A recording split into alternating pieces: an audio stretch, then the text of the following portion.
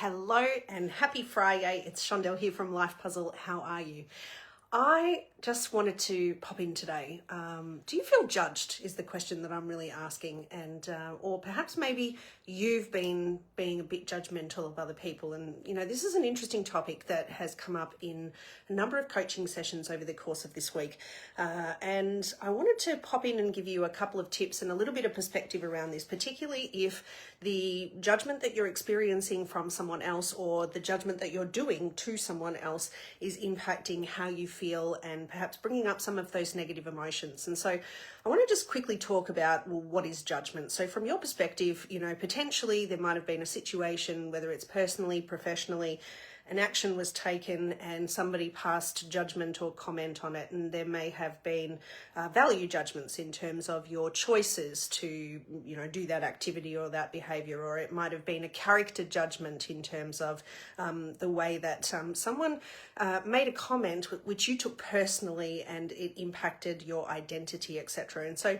I want to talk about the different types of judgments that take place, and often there's a negative stigma attached to judgment, and this might get me a little bit in trouble. Perhaps maybe a little rant from Auntie Shondell here, but I think that people are making judgments and distinctions all the time. So we're assessing things, we're processing millions of bits of information per second, and we're trying to make associations and judgments based on what we already know. And so the judgment process actually happens. It's just that it's got such a negative connotation to it because people often take those distinctions or those associations or where they draw correlations to things personally, particularly if it doesn't match your model of the world. So first and foremost, there are two main types of judgments that happen. Often people can do comparisons, and through those comparisons they might look at somebody and say, oh my God, I can't believe that person would do that. Like, I would so never do that, etc., etc. And so that's the kind of judgment where we make somebody less than us, or we're judging down, if you like. Then there are the people who sometimes, they might have some insecurities about themselves, their identity, their capabilities, all the different things that they can and can't do. And so they look at a model of excellence, they look at someone that they aspire to be like, and they look up at that person and go, he or she is so brilliant, so amazing, I could never be that good. And so what you'll notice is that the constant is actually you in the process of judgment, because in that moment, if I am making a judgment or you make a judgment where you look down on someone, you're at the center of that judgment.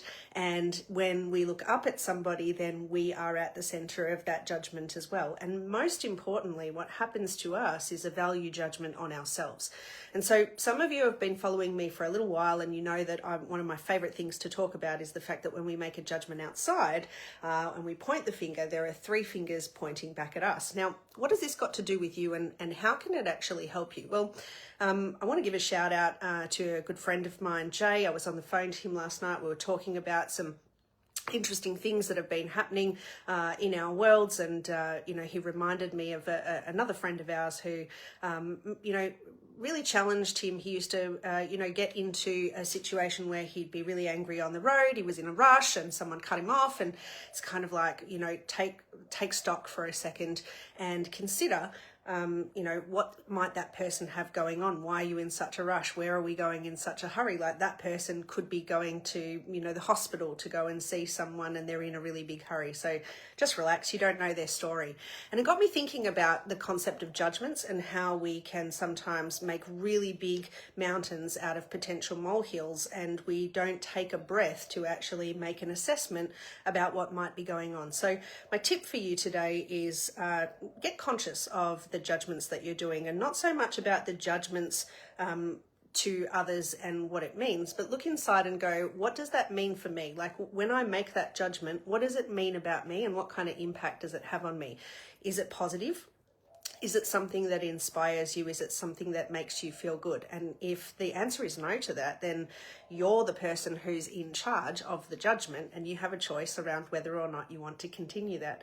The second thing is to switch the perspective of the judgment. So, for example, if someone cuts you off in traffic, then, what massive impact does that have for you in that moment? And is it possible that there's something going on in someone else's world that could have caused that behavior that you know nothing about the story, in which case then the focus could be that you're safe and, that you're comfortably traveling to wherever it is that you need to go without any drama. In addition to that, I think it's always important to think about what are the what's the impact of the negative emotions that come up for you. So I remember years ago, I had a mentor and coach, and he made a comment, and he said, anger is the poison we feed ourselves in the hope that someone else will die. And I think that it's a really great, at the Coaches and I at Life Puzzle do a lot of work with professionals and people who, have origin stories that have a lot of negative emotions, and sometimes it's anger, sometimes it's fear, sometimes it can be imposter syndrome or not feeling good enough. And those feelings and those impacts can have negative emotions attached to them. And I really love the idea of, or that little quote from that mentor in terms of anger is the poison we feed ourselves in the hope that someone else will die. Because we watch people all the time, and you may have even done this yourself, where sometimes you might be in a situation where you feel really angry about something that's happened, and rather than actually having a conversation with the person or enforcing a boundary or saying, hey, it's not okay that happened, what you do is you exhibit angry behavior, or you're internally frustrated. You don't feel like you can say something, so you internalize all of that anger, all of that frustration. And what it does is it makes your immune system weakened. It makes your heart race. It makes you feel stressed and anxious. And a lot of the time when we talk to people, they're exhibiting their anger, hoping that people will notice, or they're thinking to themselves that if they display that type of energy, that someone will realize that they hurt them or that they did something wrong by them and apologize to that. And so I think it's really important to remember that first and foremost, we can judge up and down, and judgment doesn't necessarily have to be bad. It could be a distinction. So seek clarity and ask questions as opposed to judging up. Oh my God, that person's so much better than me, or that person is so wrong and I would never do anything like that.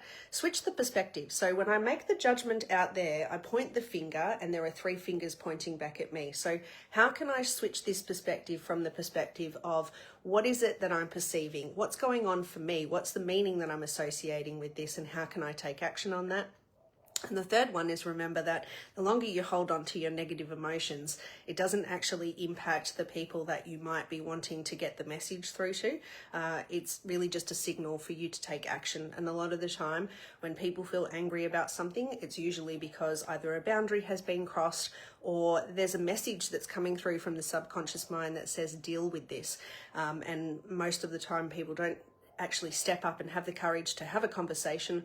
What they often will do is internalize that anger or internalize that feeling, or even worse than that, sometimes people take it out on the people that have nothing to do with it. So it might be, your immediate family or your immediate colleagues or that sort of thing. So I think it's about getting conscious of that, and remember that what you perceive is often a projection of something that is going on for you. So how can you get conscious about where is the empowering judgment that you could reframe or switch that perspective on, so that any judgments that you may or may not be doing become empowering for you, as opposed to disempowering or putting you in a lower energy or a lower focus. So I trust this has been useful, and happy Friday wherever you're logging in from the world. I hope you have a magnificent weekend, and from all of us at the team at Life Puzzle, be well and be empowered. Bye for now, team. Take care.